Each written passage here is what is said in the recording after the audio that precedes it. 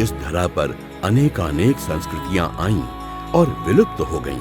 उसके बाद भी सनातन संस्कृति भारत की संस्कृति को ही क्यों कहते हैं? हजारों वर्षों से हमारा भारत ही है जिसकी संस्कृति में दया भाव, सेवा भाव और मानव जाति का समलाभ हो।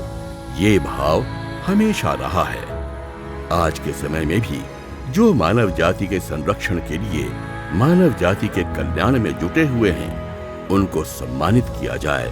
इसी भाव के साथ 6 वर्ष पहले संत ईश्वर सम्मान का शुभारंभ किया गया।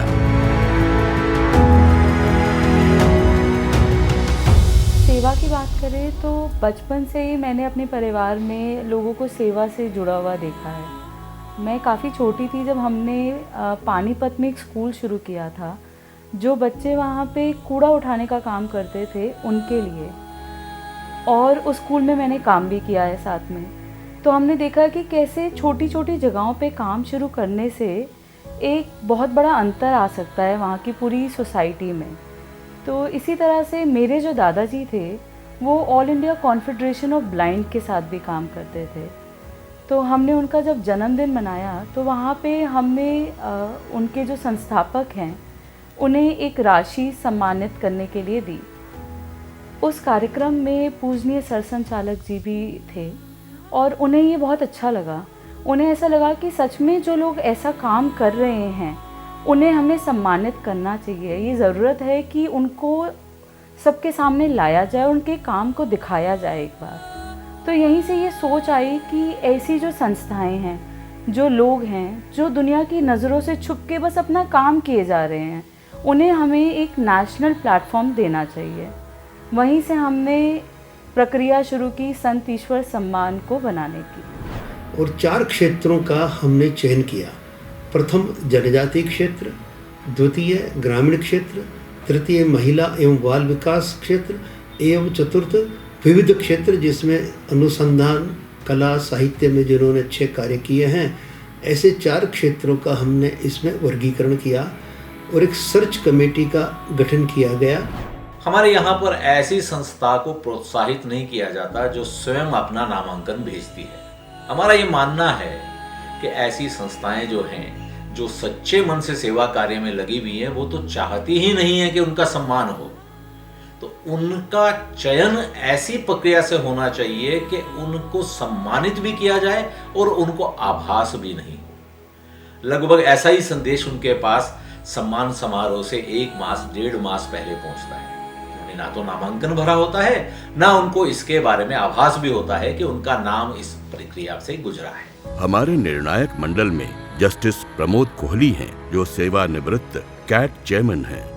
श्री एस गुरुमूर्ति हैं, जो आरबीआई डायरेक्टर हैं। श्री राय बहादुर राय हैं, जो Indira Gandhi centre for arts के डायरेक्टर हैं।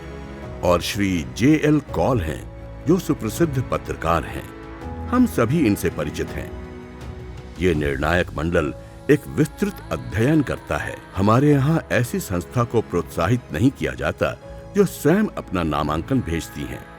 हमारा ये मानना है कि जो संस्थाएं सच्चे भाव से सेवा कर रही हैं, वो तो ये चाहती ही नहीं हैं कि उनका सम्मान हो। इसलिए उनका चयन ऐसी प्रक्रिया से होना चाहिए कि उनको सम्मानित भी किया जाए और उनको आभास भी ना हो। हमारे पास एक नामांकन आया था लातूर से। वहाँ अशोक कुरकुरे जी काम कर रहे हैं।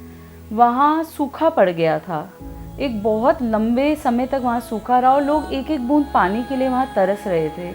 वहाँ पे जो नदी थी उसका प्रवाह रुक गया था क्योंकि बहुत ही कूड़ा जमा हो चुका था। और एक सरकारी जो आंकड़ा निकला उसकी सफाई का, उस आंकड़े के 1/10 में उन्होंने खुद समाज के लोगों को इकट्ठा कर कर वहाँ सफाई कराई और उस नदी में वापस पानी आ गया। तो वो काम एक बहुत ही प्रेरणादायक काम था। दंतेवाड़ा में हमें बुधरी ताती मिली। उन्होंने वहाँ की जो जनजाति महिलाएं हैं उनका स्वावलंबन करने का, उनको जागरूक करने का कार्य किया। उन्होंने वहाँ पे बच्चों के लिए एक छात्रावास बनाया।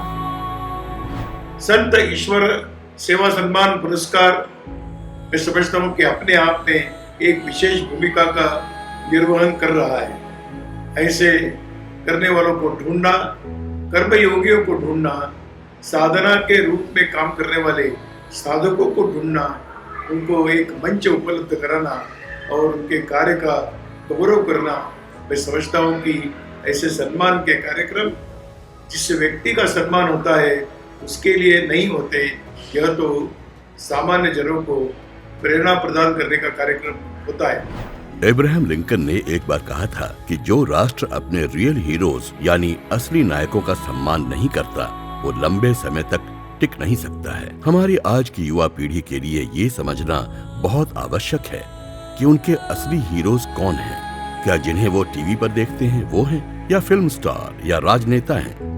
कौन हैं? उनके असली हीरो दरअसल वो होने चाहिए जो जन सेवा का कार्य कर रहे हैं, जिन्हें कोई मोह नहीं है, जिन्हें जन सेवा करने के बदले में कुछ नहीं चाहिए, जो चुपचाप अपना काम किए जा रहे हैं और इतने लोगों को प्रभावित कर रहे हैं। हम कहते हैं कि एक छोटा सा दिया पूरे कमरे में रोशनी फैला सकता है। ये लोग उस दिए का काम कर रहे हैं। भारत में ये कहा जाता है कि नर सेवा नारायण सेवा।